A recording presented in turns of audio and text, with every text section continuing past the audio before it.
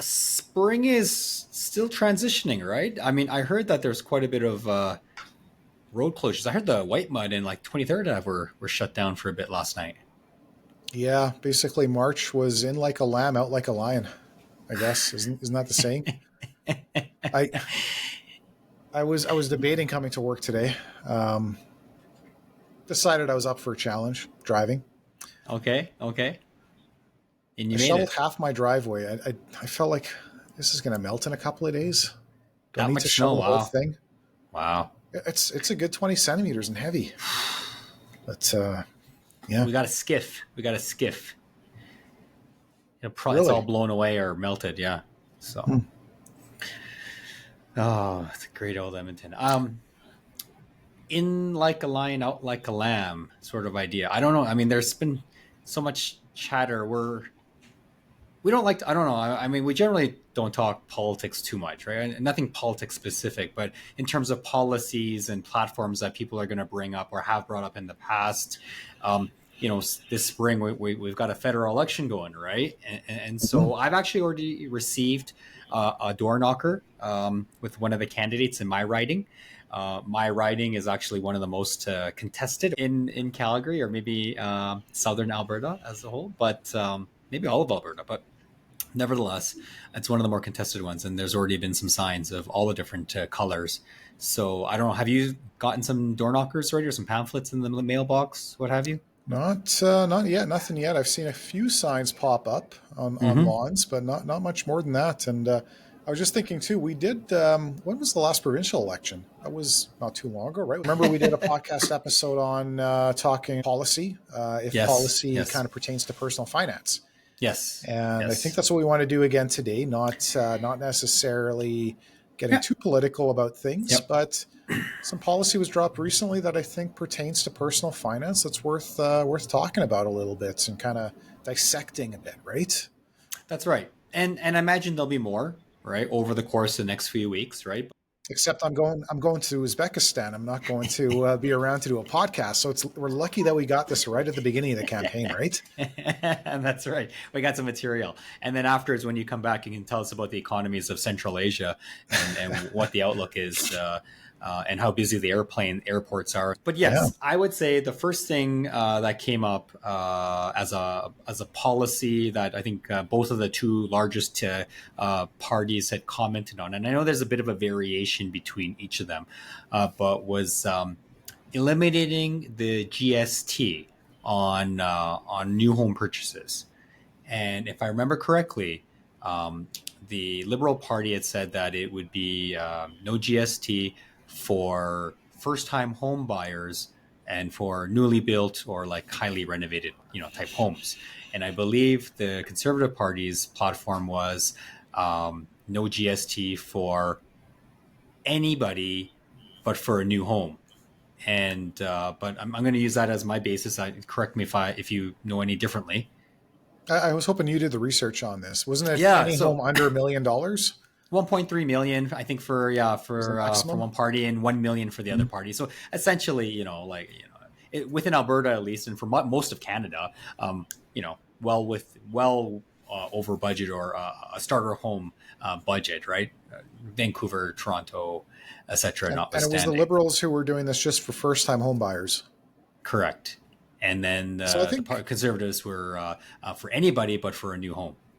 yeah, and obviously within reason, that's why there's a limitation on it. You can't Yeah, go GST free if someone wants to buy a $3 million mansion, right? yeah, That that's wouldn't be right. very That's fair. right. But I Yeah. mean, I don't get why it has to be a first time home buyer, because I'm thinking about a lot of people who maybe as a starter home bought a small condo and Mm-hmm. maybe they're starting a family and want to buy or build a bigger home. Mm-hmm. Why shouldn't they be exempt from GST? Mm-hmm. Mm-hmm. I mean, that's actually my sister's case right now. Like they're moving from a pretty small house that their family's outgrown, and they're building a house right now, and they're still going to have to pay GST just because they happen to own a house before, but it's a Mm-hmm. big purchase for them. For sure. Why is that not exempt? Why would that not Yeah. be exempt under these policy proposals?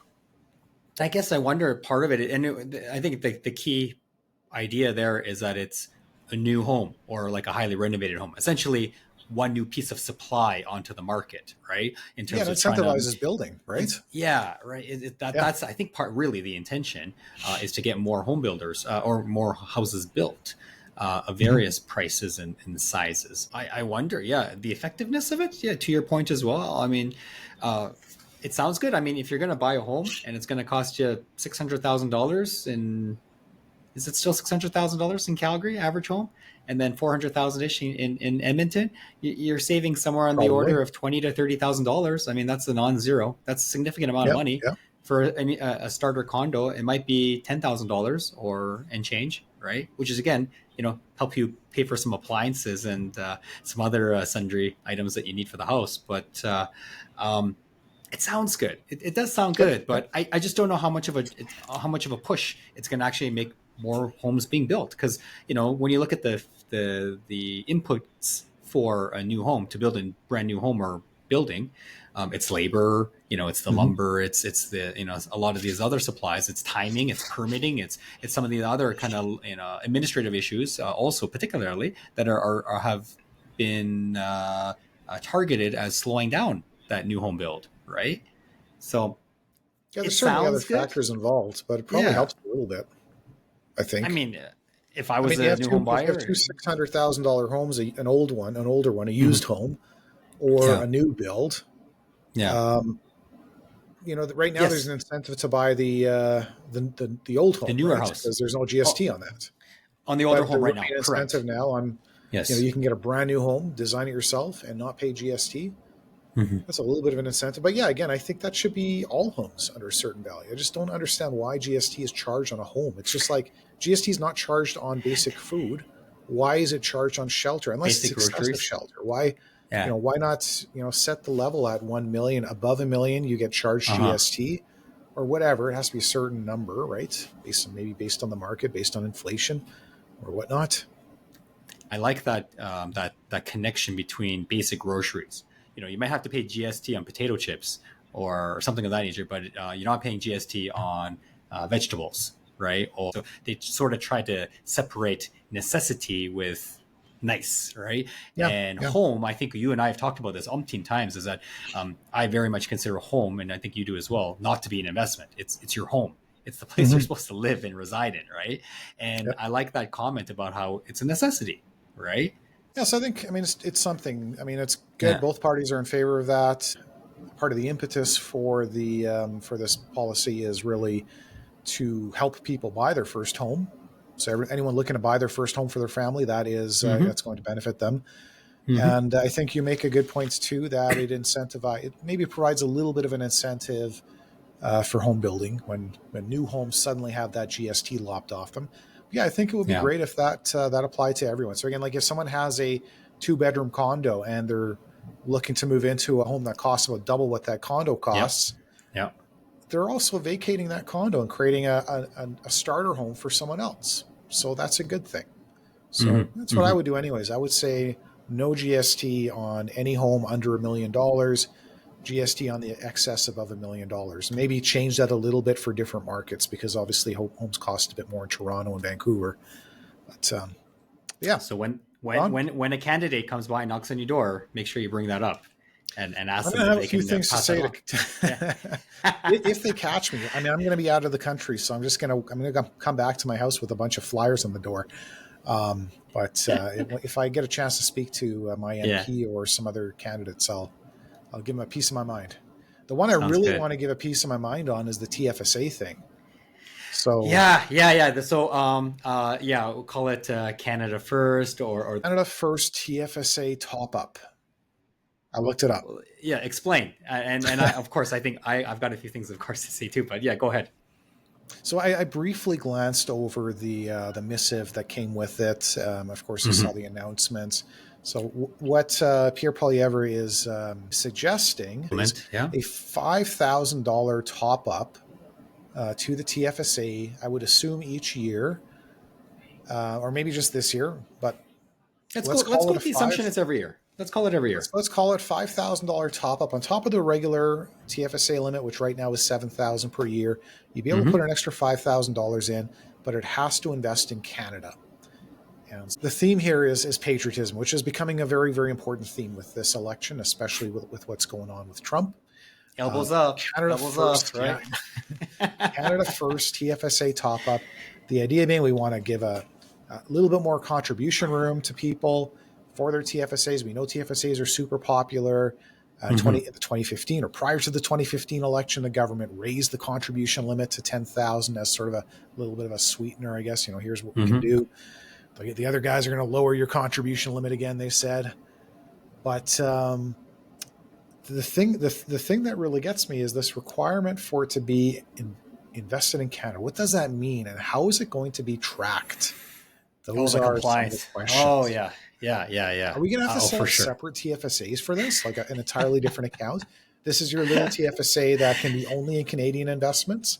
Yeah. This is your main TFSA, which can be in anything. Or will they kind of figure out, okay, in year one, $5,000 of the total has to be Canadian. So the same way as they used to measure the foreign content of RRSPs, they'll measure the foreign content of TFSAs or the Canadian content.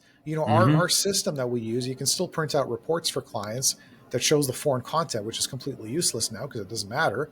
But there was a time, of course, just to sort of give you some backstory, there was a time when RRSPs could have maximum, I think it was 30% foreign content, right?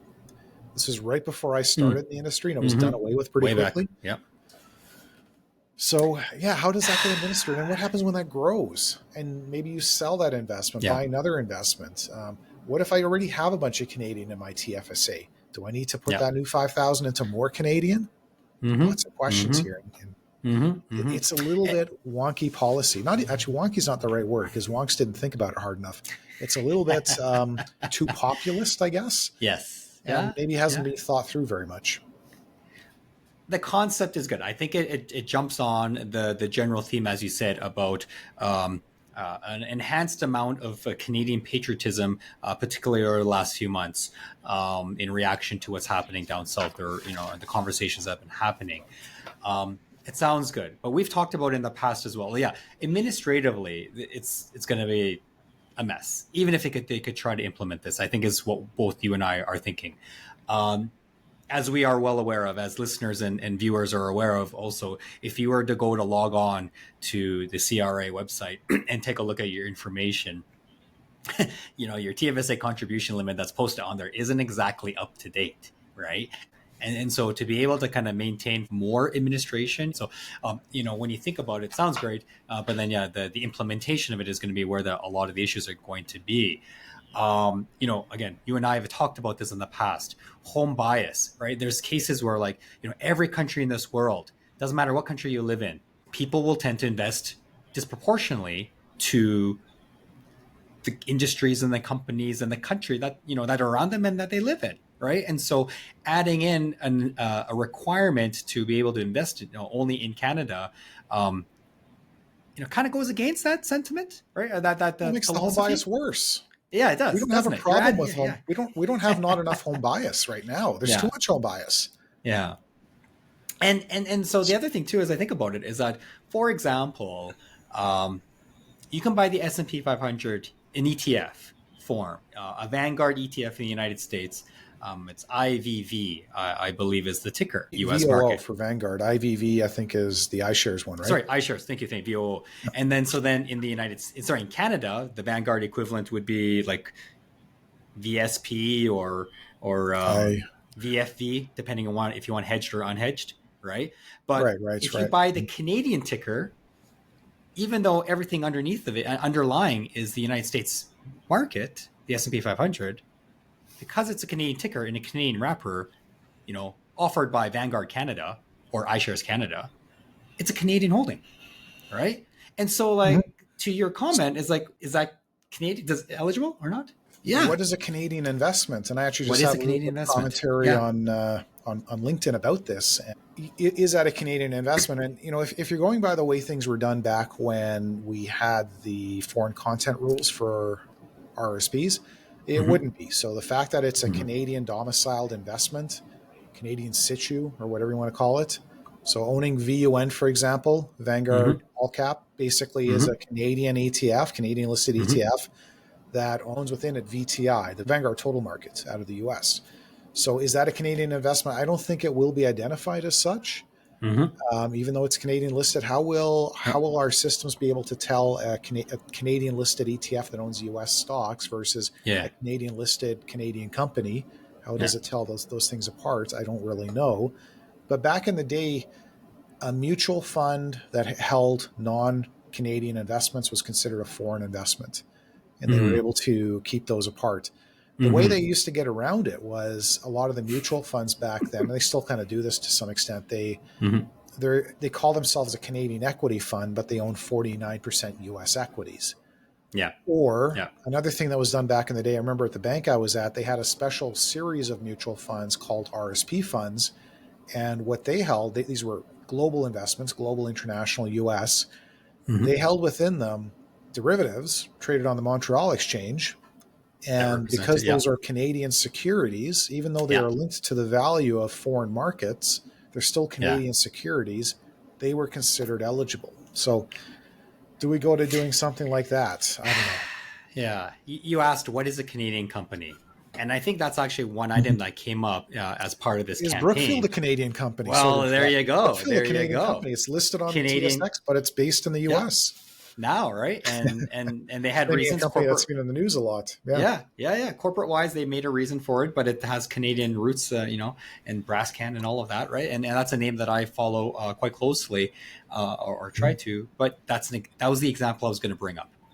Maybe they'll refine it along the way, or maybe they won't even implement it if they go into power, right? But So that's a good point. um, I was going to yes, say too, the whole TFSA. If you look at the history of the thing, how did it come to be?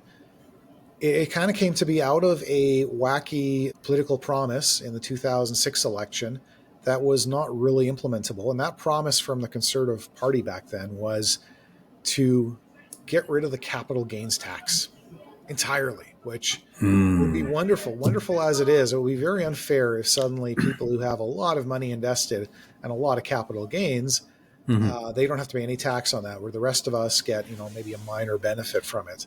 So when it came to implementing that promise, that's, I think, when they came up with the TFSA, which basically allows you, yes, to omit capital gains tax, but only a certain amount. So first year you can put a little bit in, the next year you can put some more in. Yeah, So everybody's on the same footing. Nobody with mm-hmm. millions and millions of dollars can have a multi-million-dollar portfolio exempt from taxation. Mm-hmm. But they could have put a little bit in while the rest of us also put a little bit into the TFSA and each year and built up our tax-free bucket. So Yeah, I think the implementation will be different if it comes to pass. You're yeah. not going to see anything like that. I think from day one when they start to implement it, the bankers, the investment dealers, they're going to say, "Hey, this is going to be impossible to implement. Let's do To something else." And regulate. maybe at Yeah, the end of the day, it just becomes something like we're just going to raise the TFSA limit to make up for it. mm-hmm. Mm-hmm. Or I don't know. Someone was mentioning something online where if you buy Canadian investment, you get maybe a tax deduction or something. Yeah, it's still Yeah, actually, I that's think. an example I was going to bring up as sort of like a similar something you could look as a parallel or a comparison Mm-hmm. is and I haven't never invested in them, but there used to be, and I think there still exists these labor sponsored venture funds, and then also flow through shares, which I Yeah. could probably speak Yep. a little bit more. And so the idea, at least with the flow through shares, was that it was an incentive for people or investors to invest in early stage exploratory, mostly exploratory, maybe some development um, industries, particularly in the mining and in Mining, the oil and hydrocarbon gas. space, Mm-hmm. right? And the idea, the concept also was that, well, these companies are early stages. They have no revenue, but they have a lot of expenses. They got nothing they can write off these Losses. expenses for, Mm-hmm. these losses. So why don't I just flow it through to an investor? And so they would sell these units or these shares at a premium, raise more money.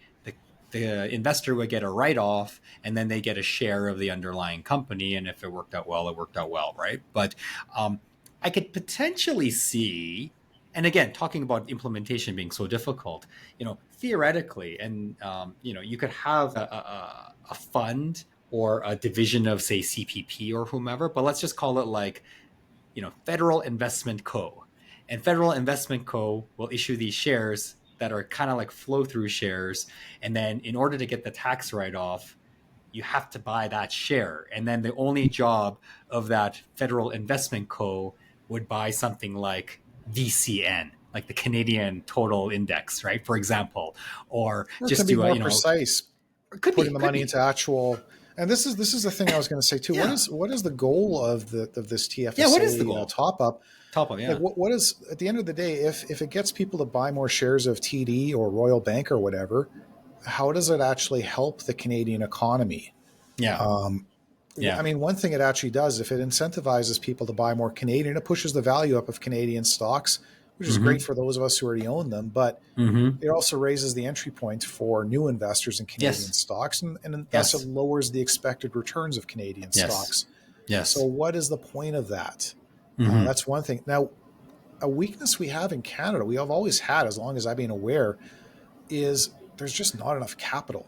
And this is why we trail the US so much in productivity and having and keeping these high tech companies Mm. is there's just not enough capital. There's not much venture capital money. My dad used to be in the business like 20 years ago, Okay. and I'd kind of see what it was like for them to try to raise money. A lot Mm. of the money that the company was involved in terms of money that they needed to finance their operations, came Mm-hmm. from government grants. Whereas a similar company in the US and Silicon Valley probably has a bunch of VC firms with deep pockets to rely on, and that's how a lot of these great companies that have sprung up in Silicon Valley in particular have come to be. As this venture capital money Mm-hmm. and rounds of it, allowing these companies to stay private for so long. What Canada has is we have a venture exchange, which is nice and all, but companies list on there and they quickly get forgotten about. But so we need more venture capital in Canada. And what can we do to get that? Maybe that's what something that your idea, this Canadian capital venture company, can do. If you buy that investment, your Mm-hmm. gains are tax free. You can buy up to 5,000 a year Mm-hmm. into this Mm-hmm. investment Mm-hmm. and hold it as long as you want, and you'll never pay a capital gain on it ever. And maybe you get a tax deduction too for putting the money in. Yeah. I really like the idea of flow throughs. I first learned about flow throughs about, what was it, 12 years ago now, when I first came to Canaccord. And Mm-hmm. back then the resource flow throughs were still very popular. You put your money in, you get a tax deduction for whatever you invest, and then when you Mm-hmm. sell it, the whole amount is taxable. Usually what was Yes. happening for most of them is they went down in value, so you had So less there's of a nothing to tax tax. when you sold it. But Yeah. at the same time, though, it really benefited the companies that relied on this capital. Yeah. The resource development and exploration companies. Mm-hmm. Now, do we need a lot of capital in that area? Is that area really starving for capital these days? I don't know. Where I think we could really use some capital is in Broadly. everything technology. Broadly. Create a technology flow through. Mm. I've heard this Mm. idea before, and I think it Mm. was pitched by some Alberta politicians some time ago. Mm. Basically, I mean, a technology company is going to lose money for years and years and years before it becomes profitable.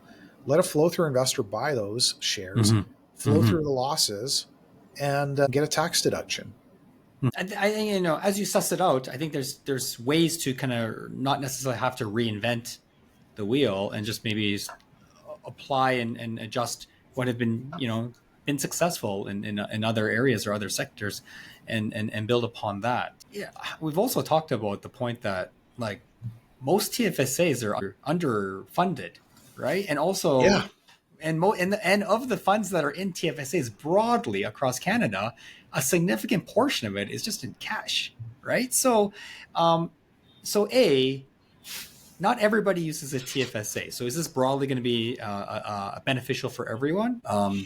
And two, is what is the benefit on that? High level, it sounds great. It's a great headline, but application of it's going to be probably a very, relatively speaking, very small minority of the broader population. I think it was either Ben Felix or Mark McGrath posted on LinkedIn or Twitter the actual stats from 2022 of how many Mm. Canadians actually have their TFSA maxed. I think it Mm-hmm. was some low number like 9%.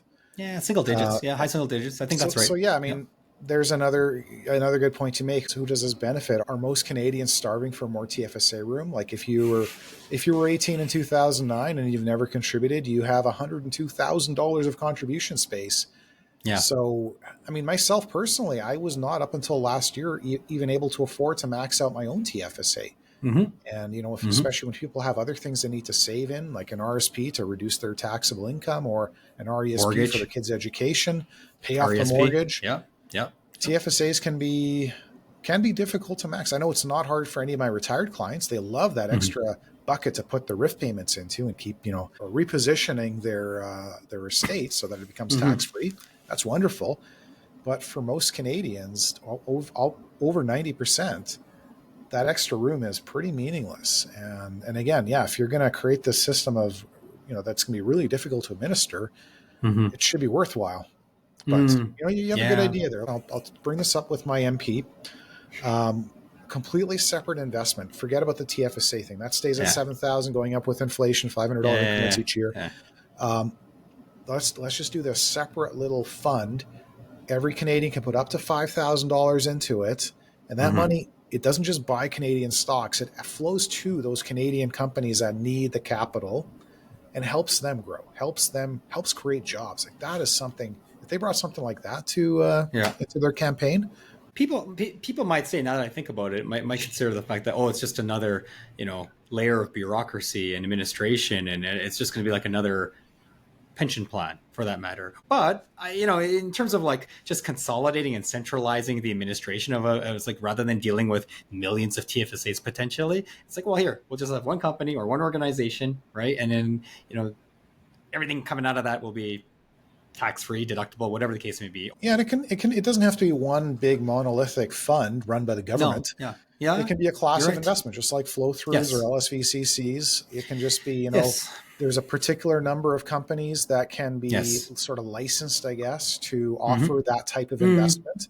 Mm-hmm. Each Canadian still has their own limit. They can only put Mm-hmm. $5,000 total. Maybe they can put it Yep. into a couple of different. Maybe Yep. some of these funds are more geared towards green technology, and that appeals to some people. Yeah. And others are more geared towards other types of technology, or Yep. just other. Maybe there's one that's more geared towards creating auto jobs in Ontario.